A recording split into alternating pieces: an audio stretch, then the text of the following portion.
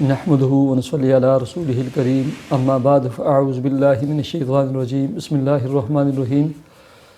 وظائف ٹیوب کے پیارے سامعین و ناظرین، السلام علیکم ورحمۃ اللہ وبرکاتہ۔ امید کرتا ہوں کہ آپ جہاں بھی ہوں گے خیر و عافیت سے ہوں گے اور دعا گو ہوں اللہ تبارک و تعالی آپ کو صحت و سلامتی کے ساتھ پاکیزہ زندگی عطا فرمائے۔ اللہ تبارک و تعالی آپ کی تمام بیماریوں، الجھنوں اور تکلیفوں کو اپنے فضل و کرم سے دور فرمائے اور آپ کی رزق حلال میں کشادگی عطا فرمائے، آمین۔ پیارے سامعین و ناظرین، آج جو میں ویڈیو بنا کر آپ کی خدمت پیش کرنے لگا ہوں، یہ بہت سارے لوگوں کا ایک سوال ہے اور اس کا جواب ہے۔ سوال یہ ہے، کیا صلاۃ تسبیح صرف 15 شعبان کے ساتھ خاص ہے یا صلاۃ تسبیح انسان ہر وقت، ہر دن اور ہر مہینے میں پڑھ سکتا ہے؟ تو پیارے سامعین و ناظرین، یاد رکھیں کہ کچھ لوگوں نے صلاۃ تسبیح کو صرف اور صرف 15 شعبان کے ساتھ خاص کر دیا ہے، حالانکہ ایسا نہیں ہے۔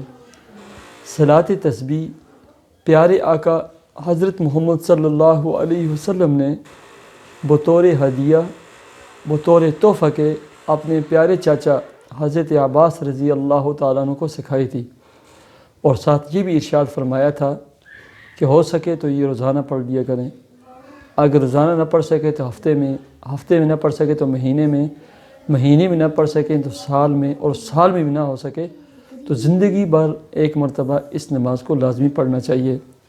تو اس حدیث پاک سے پتہ چلتا ہے کہ یہ نماز انسان کو اللہ نے اگر طاقت دی ہو، ہمت دی ہو تو روزانہ پڑھ سکتا ہے، ہفتے میں ایک مرتبہ پڑھ سکتا ہے، مہینے میں ایک مرتبہ پڑھ سکتا ہے، اگر نہ ہو سکے تو سال میں ایک مرتبہ پڑھ سکتے ہیں۔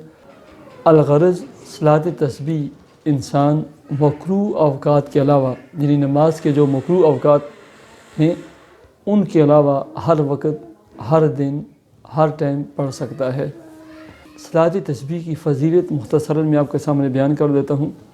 یہ وہ نماز ہے جس کی برکت کی وجہ سے اللہ تبارک و تعالی انسان کے چھوٹے اور بڑے گناہ، صغیرہ اور کبیرہ گناہ، ہر طرح کے گناہوں کو معاف فرما دیتے ہیں۔ صلاۃ تسبیح کا طریقہ، حدیث پاک میں صلاۃ تسبیح کے 2 طریقے آتے ہیں۔ سب سے جو آسان بہترین طریقہ ہے وہ میں آپ کو بتلانے لگا ہوں۔ صلاۃ تسبیح میں جو تیسرے کلمے کے شروع کے جو کلمات ہیں 4، سبحان اللہ والحمد للہ ولا الہ الا اللہ واللہ اکبر، یہ صلاۃ تسبیح کی تسبیح ہے، اور پوری صلاۃ تسبیح کی 4 رکعات میں یہ 300 مرتبہ یہ کلمات دہرانے ہیں اور مختلف ارکان میں، مختلف وقتوں میں پڑھنے ہیں۔ اب 4 رکعت نماز صلاۃ تسبیح کی نیت سے آپ نیت باندھ لیں اور ثنا پڑھیں ولا الہ غیرک۔ اس کے بعد آپ نے 15 مرتبہ سبحان اللہ والحمد للہ ولا الہ الا اللہ واللہ اکبر یہ پڑھنا ہے۔ اس کے بعد اعوذ باللہ، بسم اللہ، سورہ فاتحہ، اور اس کے بعد جو آسان صورت لگے وہ صورت ملائیں۔ صورت پڑھ لینے کے بعد اور رکوع سے پہلے آپ نے 10 مرتبہ یہ کلمات آپ نے پڑھنے ہیں، یہ 25 ہو گئے۔ اب رکوع کی تسبیح سبحان ربی العظیم 3 مرتبہ، 5 مرتبہ یا 7 مرتبہ پڑھنے کے بعد 10 مرتبہ صلاۃ تسبیح کے مبارک کلمات سبحان اللہ والحمد للہ ولا الہ الا اللہ واللہ پر یہ پڑھیں۔ 25 اور 10 35 ہو گئے۔ اب رکوع سے سر اٹھائیں، سمع اللہ لمن حمدہ ربنا ولک الحمد، یہاں پر آپ نے 10 مرتبہ صلاۃ تسبیح کے کلمات پڑھنے ہیں۔ اب 35 کے ساتھ 10 اور جمع کر دیں، 45 ہو گئے۔ اب اس کے بعد سجدہ کریں۔ سجدے کی جو تسبیح ہے 3 مرتبہ یا 5 مرتبہ یا 7 مرتبہ پڑھنے کے بعد پھر 10 مرتبہ صلاۃ تسبیح کے کلمات سبحان اللہ والحمد للہ ولا الہ الا اللہ واللہ اکبر یہ پڑھیں۔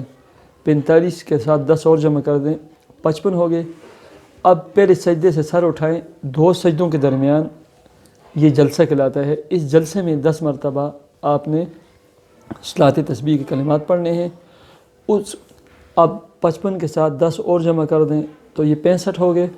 اس کے بعد دوسرے سجدے میں آپ سر رکھیں اور سجدے کی تسبیح سبحان ربی الاعلیٰ 3 مرتبہ یا 5 مرتبہ یا 7 مرتبہ سجدے کی تسبیح پڑھیں، اور اس کے بعد 10 मरतबा सलात तस्बीह के कलिमात सुबहान अल्लाह वल्हम्दुलिल्लाह वला इलाहा इल्लल्लाह वल्लाहु अकबर ये पढ़ें। गोया एक रकात में आपने 75 मरतबा सलात तस्बीह के मुबारक कलिमात आपने दोहरा लिए और 75 को 4 के साथ ज़रब कर दें तो ये 300 कलिमात बनते हैं। तो अब जब दूसरे सजदे में आपने 10 मरतबा पढ़ लिए, उसके बाद अल्लाह अकबर कह कर दूसरी रकात के लिए खड़े होंगे। दूसरी रकात में सूरह फातिहा से पहले आपने 15 मरतबा सलात तस्बीह के कलिमात पढ़ने हैं। उसके बाद बिस्मिल्लाह और सूरह फातिहा और सूरत और आगे वही तरतीब उसी से चलेंगे।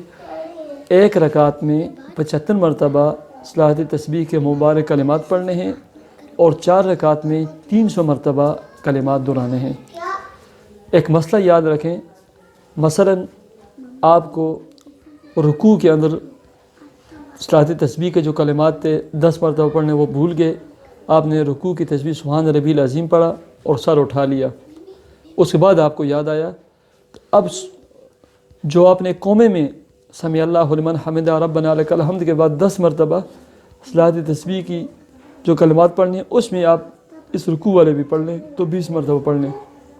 ऐसे ही यानी जिस रुकन के भी सजदे हैं, सजदे के दरमियान जलसा है, कोमा है, रुकू है, यानी जो कलिमात जहाँ आपने पढ़ने थे वो भूल गए, उससे अगले दफ़ा आपको याद है तो अगले यानी रुकन में अगली जगह पर आप उन सब को इकट्ठा पढ़ सकते हैं।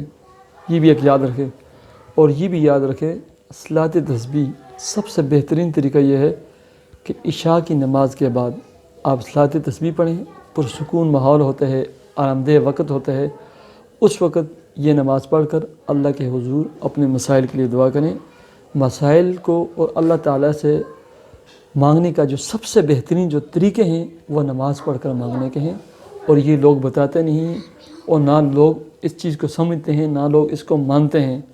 तो प्यारे सामीन व नाज़रीन, ये सलात तस्बीह थी, उसका जो बेहतरीन तरीका था, जो हदीस पाक में 2 तरीके वारद हुए हैं उनमें से जो बेहतरीन तरीका था वो मैंने आपकी खिदमत में पेश कर दिया।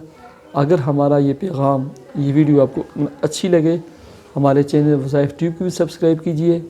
हमारे इस पैगाम और वीडियो को व्हाट्सएप और फेसबुक पर ज़रूर शेयर कीजिए। मुझे इजाज़त दीजिए, हफ्ते में 1 मरतबा सलात तस्बीह ज़रूर पढ़िए। अल्लाह हाफ़िज़।